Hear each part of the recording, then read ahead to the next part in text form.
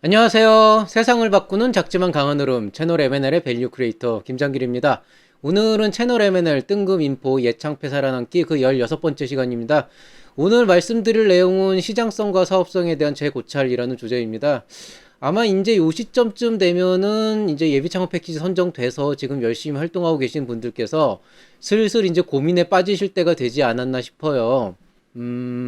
지금 이제 뭐 예비 창업 패키지 추경으로 하신 분들은 이제 막 협약 얘기가 나오고 있을 것이고요. 이제 수정사업 계획서 쓰고 계실 것이고, 1차 모집, 올 초에 있었던 1차 모집에서 일반 분야 지원하셨던 분들은 어느새 이제 한 절반 정도의 시간이 지나갔을 거라고 생각을 합니다.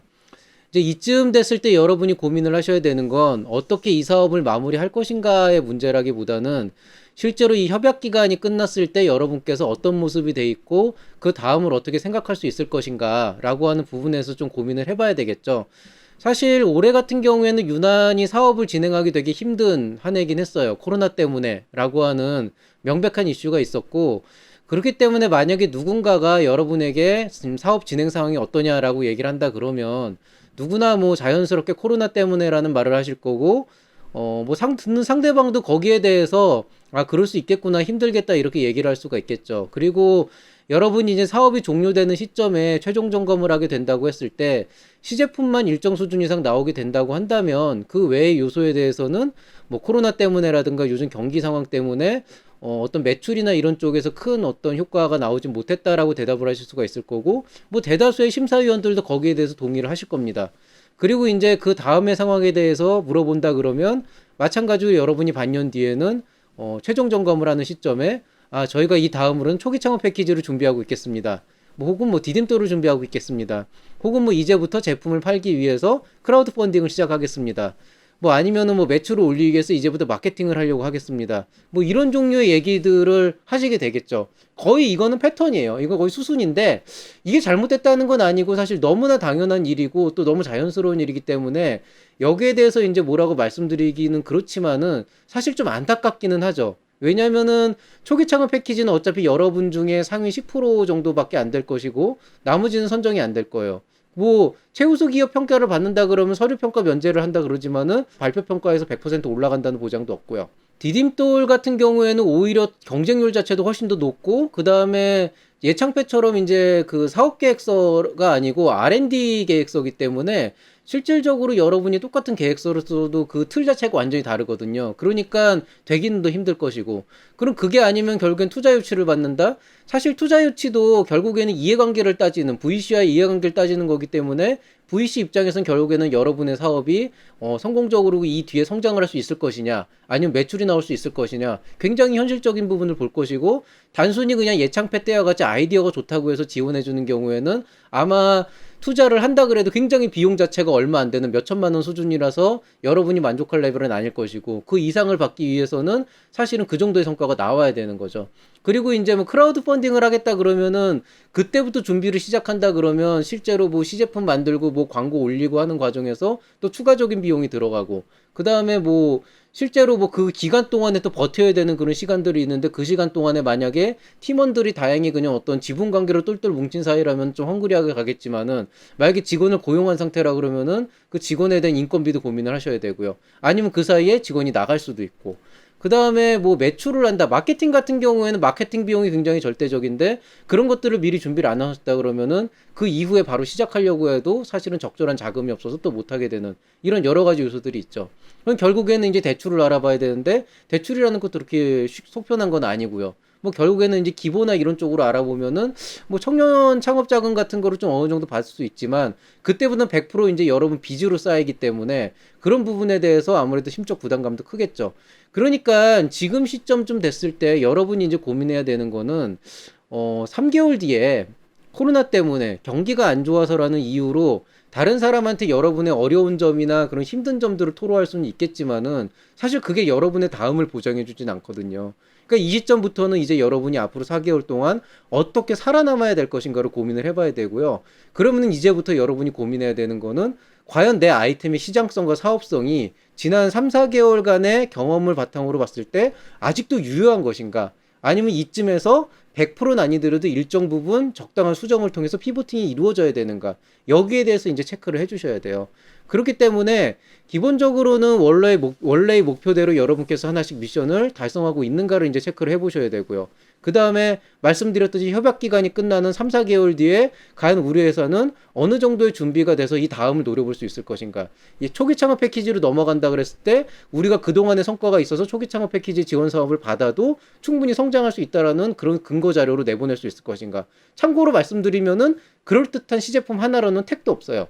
모든 사람들이 시제품 하나 가지고 들어와요.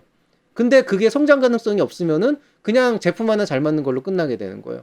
그 다음에 여러분의 목표 시장은 지금도 변함이 없는가? 코로나 때문에 시장 자체가 사라지지 않았는가? 소비자들의 어떤 그 니즈가 달라지지 않았는가? 오프라인에서 뭔가가 이루어져야 되는데 오프라인 자체가 불가능해졌기 때문에 기존에 생각했던 마케팅적인 요소가 다 사라지진 않았는가? 뭐 이런 것들을 좀 생각을 해봐야 되는 거죠. 거기에 더해서 여러분이 지금 이전까지 있을 때는 이 시작을 하기 전까지는 이런 유사 아이템이 없었기 때문에 단독으로 갈 수 있다고 생각을 했는데 그 사이에 유사한 아이템을 하는 다른 기업들이 나오진 않았는가? 혹은 벌써 시장에 기본적인 아이템이 나오질 않았는가? 그 다음에 이제 소비자들은 여전히 우리 회사의 제품을 원하고 있는 것인가? 여태까지는 이전까지만 해도 반년 전까지만 해도 분명히 이 제품은 필요한 제품이었는데 소비자들이 뭔가 다른 방식을 찾아서 적당히 이런 아이템이 필요 없이 어떻게든 버티고 있는가. 만약에 그렇게 바뀌었다 그러면 우리 아이템이 줄 수 있는 반대급은 어떤 것인가. 사실 여러분이 지금부터 고민해야 되는 거는 시장성과 사업성 자체가 정말 다시 한번 검토가 이루어져야 돼요. 지원 사업을 받기 위한 시장성과 사업성이 아니고 우리 회사가 살아남기 위한 시장성과 사업성이라는 얘기죠. 제가 반은 농담 반은 진담으로 말씀드리지만은 여러분께서 예비 창업 패키지 혹은 초기 창업 패키지도 마찬가지예요. 여러분이 그 당시에 썼던 사업 계획서는 지원 사업을 받기 위해서 아이템의 어떤 미래 가치나 성장성에 대한 평가를 받는 거겠죠. 그런데 1, 2개월 사이에도 시장은 확확 바뀌어요. 1, 2개월 사이에 주가가 막 변동을 하잖아요. 똑같이 시장도 요동을 치거든요. 그 주가가 변동을 하는 이유는 사람들의 기대 심리가 달라지고 시장의 특성이 달라지기 때문이잖아요. 결국에는 주식이라고 하는 것도 기업의 가치인 거잖아요. 여러분 기업의 가치도 불과 이 3, 4개월 사이에 굉장히 많은 시장의 변화로 인해서 계속 바뀌는 거예요. 물론 그렇게 변하지 않고 영속적인 가치를 가진 아이템을 가지신 분은 그나마 좀 다행이라고 하지만 그런 경우에도 소비자의 특성이 바뀌었나 바뀌지 않았냐라고 하는 건 주기적으로 테스트를 해보셔야 되는 거죠. 소비자들은 그대로 있을 거기 때문에 나는 기술 개발 열심히 하면 돼 이렇게 생각을 하시면은 여러분이 성공적으로 아이템을 만든 다음에 딱 나갔을 때 소비자들은 별로 관심을 안 갖는 상황이 될 거다. 근데 실제로 이런 분들 만나요. 막상 만들어 놓고 보니 처음에는 그렇게 많이 살 것 같은 사람들이 별로 관심을 안 가지더라. 왜? 시장이 바뀌었기 때문에. 근데 이미 지나고 나서 그 얘기하는 건 늦잖아요. 지금 생각하고 지금 준비하고 수정할 수 있으면 지금 바꿔야 되거든요. 제가 아까 농담 반 진담 반으로 한다는 얘기는 뭐냐면은요. 여러분 사업계획서 지원 사업 받으려고 쓰셨잖아요. 그대로 사업하면 거의 99%가 망해요. 왜 망하냐? 그건 계획일 뿐이고 그 다음에 얼마나 여러분이 유동적으로 그 계획을 짜면서 놓쳤던 실제 시장의 어떤 그 특성들, 소비자의 어떤 성향들, 이런 것들, 또 그 다음에 현실적으로 여러분이 사업을 시작하면서 부딪혔던 여러 난관들, 그런 것들을 고려를 해서 실제로 한 번 어려움을 겪었다면 두 번 다시 이런 일이 있어서는 안 된다라는 부분들을 반드시 여러분의 사업 계획서 안에 녹여놔야 된다는 거죠. 더 이상은 여러분이 투자 유치를 위해서, 초기 창업 패키지를 위해서, 디딤돌을 위해서, 다음 후속 자금 조달을 위해서 여러분이 이제 뭐 사업 계획서를 고친다 이런 종류의 문제가 아니고 진짜로 여러분이 살아남기 위한 비즈니스 모델을 다시 한번 다 전면적으로 재검토를 해서 이 시점쯤에 다시 한번 고쳐야 되는 거예요. 그리고 이 다음번에 내가 다시 한번 시장을 보고 사업의 어떤 성향을 보기 위해서 그 시장성 검증을 위해서 1개월 뒤에 어떤 준비를 해야 되고 2개월 뒤에 어떤 준비를 해야 될 것인가, 또 그 당시에 또 어떻게 검증을 할 것인가, 이런 것들을 계속 지금도 고민을 해나가셔야 되거든요. 그렇기 때문에 여러분이 지금 가장 중요한 게 멘토링이에요. 시제품 어떻게 만들어야 될까는 이젠 더 이상 문제가 아니에요. 시제품 만들면 돼요. 근데 만들고 나서 어떻게 할 것인가? 그냥 회사 접을 것인가? 아니면 계속 어떻게든 버텨나갈 것인가에 대한 그 방안을 고민을 해봐야 돼요.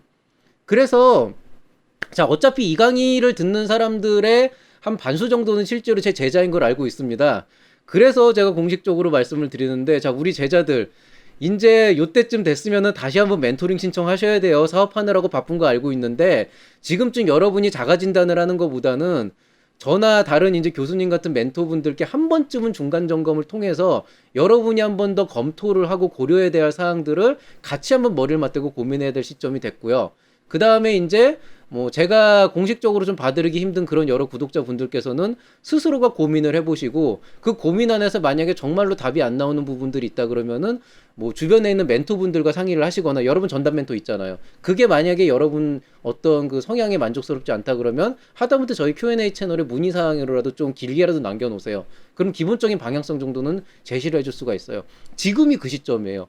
여기서 여러분이 귀찮다고 일주일 놓치고 일주일 미루고 2주일 미루고 3주일 미루고 한 달 미루고 2달 미루면은요 그냥 바로 내년이 오고 그 다음에 그 뒤에 여러분의 미래가 없어요. 실제로 확실하게 없어요.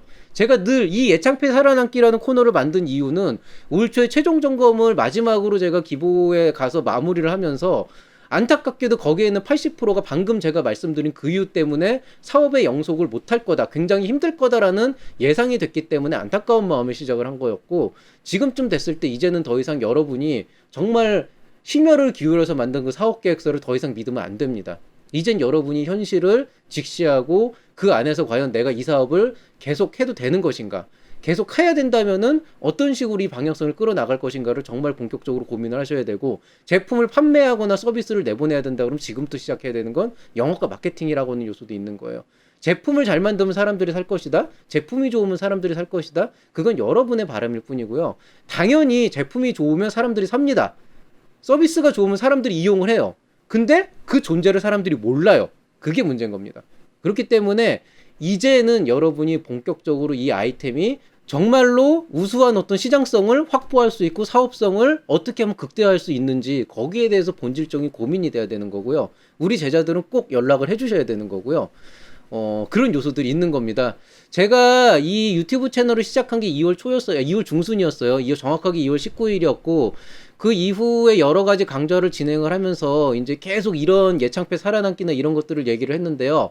제가 그래도 지금 나름대로 보람을 느끼고 있는 거는요, 이번에 저희 제자들도 꽤 많은 친구들이 예창패나 초창패 합격을 했거든요. 이 친구들이 합격하고 나서 저한테 감사합니다로 끝나는 게 아니고요. 이후의 상황을 어떻게 하면 될지 한 번쯤 더 멘토링을 하고 싶다라고 해서 연락을 하는 기특한 친구들이 있어요. 나름대로 뿌듯하다라고 생각을 하는 거는, 이 친구들의 입장에서는 이제는 예창패가 된 것이 이제 완전히 새로운 어떤 전쟁의 서막이고, 이제부터 살아남기 위해서는 조금 더 체계적으로 진지하게 생각을 해야겠다라는 그런 어떤 위기의식을 느끼기 시작을 했다는 거죠.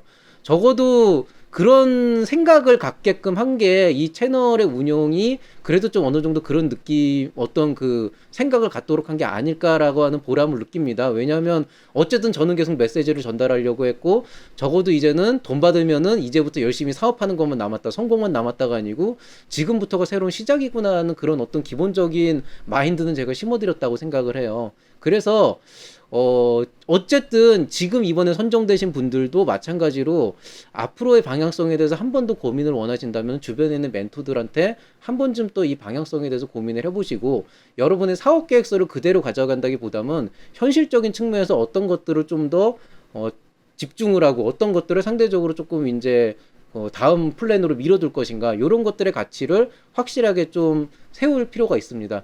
이제야말로 여러분의 비즈니스 플랜을 다시 한번 재정립할 시간입니다. 그렇기 때문에 여러분이 정말로 이 예창패를 끝나는 시점에 성공적인 기업으로 살아남으려면요, 지금부터 다시 한번 숙고하는 시간을 가지시기를 바라겠습니다. 자, 오늘자 예창패 살아남기 16번째 시간, 시장성과 사업성에 대한 재고찰은 여기서 마무리하도록 하겠습니다. 모두들 들어주시느라고 수고 많이 하셨고요. 오늘도 편안한 시간 보내시기 바라겠습니다. 이상 채널 M&L의 김장길이었습니다. 감사합니다.